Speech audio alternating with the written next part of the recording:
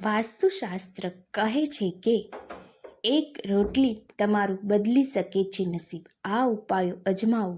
તમારા ઘરમાં રોટલી વધે તો ફેંકો નહીં. જ્યોતિષશાસ્ત્રમાં વધેલી રોટલીને લઈને ઘણા સરળ ઉપાય જણાવવામાં આવ્યા છે. તે તમારા જીવનમાં મોટા ફેરફાર કરી શકે છે.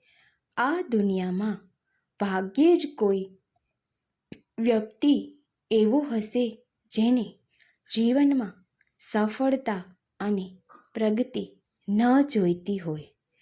પ્રગતિ અને સફળતા બંને એવી ચાવી છે જેના દ્વારા માણસ કરોડપતિ બનવાનું સપનું સાકાર કરી શકે છે. જો કે અનેક વખત ખૂબ મહેનત કરવા છતાં પણ સફળતા મળતી નથી. તેનું કારણ કુંડળીમાં દોષ હોઈ શકે છે. એવામાં જરૂરી છે કે સમય રહેતા આ દોષને દૂર કરી શકાય. તેના માટે જ્યોતિષશાસ્ત્રમાં અનેક ઉપાયો બતાવવામાં આવ્યા છે. તેમાંથી આ એક ઉપાય છે. આ દુનિયામાં ભાગ્યે જ કોઈ વ્યક્તિ એવો હશે જેને જીવનમાં સફળતા અને પ્રગતિ ન જોઈતી હોય. પ્રગતિ અને સફળતા બંને એક એવી ચાવી છે જેના દ્વારા માણસ કરોડપતિ બનવાનું સપનું સાકાર કરી શકે છે. જો કે અનેક વખત ખૂબ મહેનત કરવા છતાં પણ સફળતા મળતી નથી. તેનું કારણ કુંડળીમાં દોષ હોઈ શકે છે.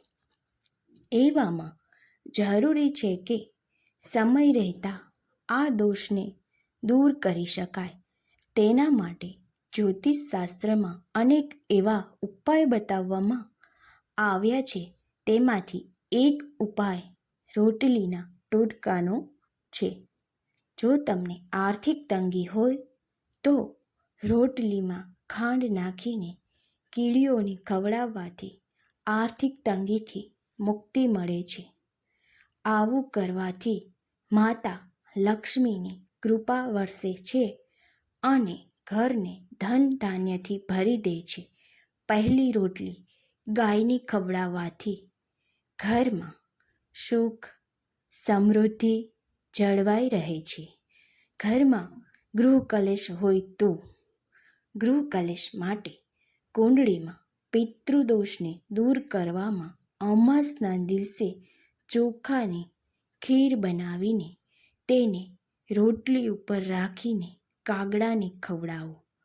ગૃહ કલેશની સમસ્યાને દૂર કરવા માટે સૌથી પહેલી રોટલી કૂતરાને બનાવીને ખવડાવો. તેનાથી ઘરમાં સુખ શાંતિનો માહોલ રહેશે.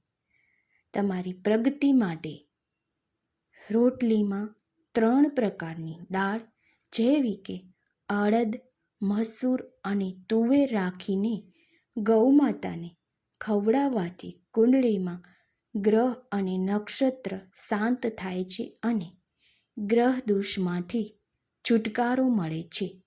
જો નોકરી અને બિઝનેસમાં પ્રગતિ કરવા માંગતા હોય તો પણ આ ઉપાયને તમે કરી શકો છો. જય માતાજી મિત્રો. આભાર.